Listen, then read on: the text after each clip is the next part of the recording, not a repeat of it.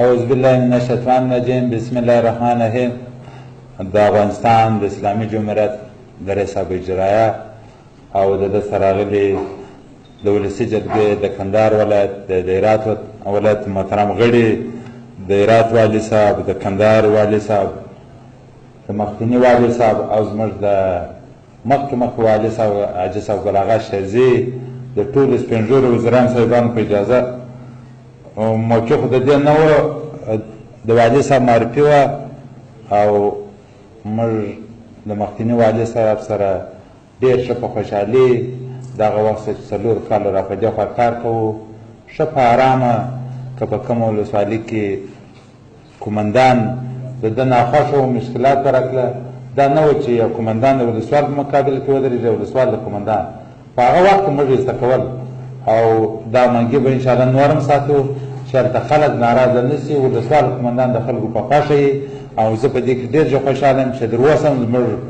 په مابینځ کې یوه خبره هم نه ده راغلې، نه دا مشکل د ولسوالۍ په سطحه راغلی دی، نه د ولایت په سطحه. مدیر د امنیت ملي، ولسوال قومندان، هغه ټول هر شی چې به په یوه خوله وه ټوله د نظام لپاره کار کوي. نو انشاءالله د نوي والي صاحب سره او تاسو ته د افغانستان د دولت برابرۍ ته موږ د دې اطمینان ورکوو چې نور به هم کوشش کوو زموږ ټول امنیتي ارګانونه، ملي اردو، ملي پولیس، ملي امنیت، نظم عامه، سرحدي عسکر، ټوله د دې وطن لپاره قرباني ورکوي او د دې وطن د دې نظام د امنیت لپاره به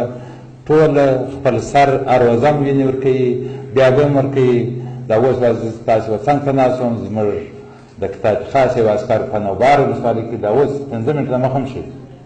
نو دا مشکلات به لرو، خو د ملي وحدت د حکومت او خاصتا ستاسو مې غوښتنه دا ده د مجاهدو د مقاومت رهبر مې هم ویې، اوس به مې هم رهبر یې، بیا به مې هم رهبر یې. یو غوښتنه مې دا ده چې موږ افغانستان به د سولې د خبرو دپاره قرباني کوئ نه، دغه جال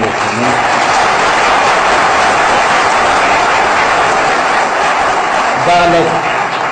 لاسته راوړنې چې موږ لرو دا په ډېرو قربانۍ چې هغه اخري اوس 2 منټه دمخه هم د دې ولایت یو بچی په نوبار کې شهید شو او موږ خبر یو. دلته به د سولې د شورا ځینې غړي هم یې دوی دې پر ځان باده نه لګوي، که چیرې اسنادو ته راسو بیا به زه د دې ښکاره ثبوت ویډیو و دا ولس ته کښېږدم، د افغانستان ملت ته به کښېږدم چې زموږ ولایتونه او زموږ سرونه سودا کېږي. رئیس صاحب اجرایه موږ په دې وطن کې جرم نه دی کړی، موږ د چا مال ناموس راوړی نه دی، موږ د خپل ناموس د خپل وطن دفاع کړې ده، قرباني مې ورکړې ده، ورور مې ورکړی دی، پلار مې ورکړی دی، 30 کال دمخه مې پلار ورکړی، نن مې اډونه نه دي، ټول فامیل مې ورکړی. زه پوهېږم چې په دې نظام کې د خلکو د استخباراتو کړۍ لا شوي دي او موږ خرڅوي، موږ سودا کوي، اوس موږ پر سر سوداوي شروع دي او د دې زه ثبوت لرم، زه اسناد لرم چې د قیم ذاکر چې د افغانستان قاتل دی، دلته زما د سول شورا ورسره اخته ده چې څنګه رازق مړ کړه، څنګه عطا مړ کړه، څنګه پلانکی مړ کړه، څنګه پلانکی مړ څنګه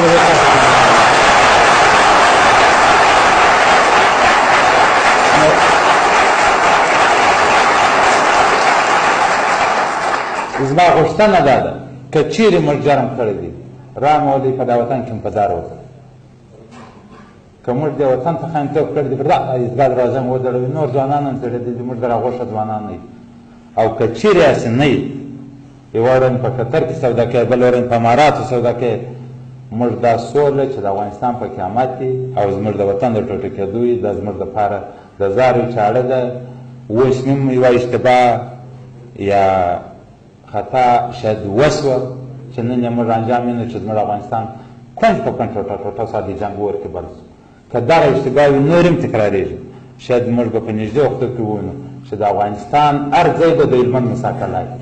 نو دغه ته توجه غواړم، نور څه نه لرم، موږ امنیتي پرسنل به د دې نظام در شا ولاړ وي، خو زموږ پر سرو باندې که چیرې موږ دونې ګناه کړې ده موږ خپله راکش کړي، په تروریستانو په پنجابیانو مه وژنئ، موږ پنجابیان درته چې میدان نیسو، دغه نیکشنۍ وم دا 30 کاله وم ستاسو